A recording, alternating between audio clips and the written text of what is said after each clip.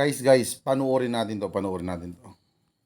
Ma'am, saksak mo ito sa bibig ni Apple Chua hanggang sa kanyang lalamunan hanggang siya ay mamatay. Ang apple na yan, ibigay mo kay Snow White Joel Chua. Alam niyo,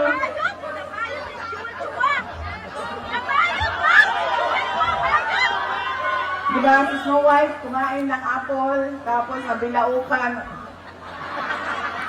Apple yan. Bigay mo yan sa kanya, saksak mo yan doon sa bibig niya. My goodness. Nagbabasa ka ba talaga ng libro?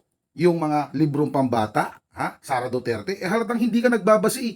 Ulitin ko, si Snow White, mga kababayan, may nagbigay sa kanya ng apple. Tapos, kinagat niya. Yung apple na yun, may lason. Kaya po, nawalan ho siya ng malay. Tapos, nakatulog siya ng matagal.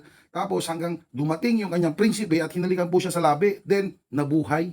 Okay? Hindi ho, totoo yung sinasabi ni Sara na kumain ng apple tapos nabilaukan. My goodness naman, Sara Duterte naman. Nagbabasa ka pa talaga? Ha? At saka, eto bakit ganyan yung mga bunganga ng mga Duterte, no? Kung hindi, mumurahin ng Diyos, magka-curse ng tao, tapos, alam niyo yung tipong mga violente, mga kababayan, ganyan ba yung gusto nyo maging leader? Violente? Oh my goodness. Tubig.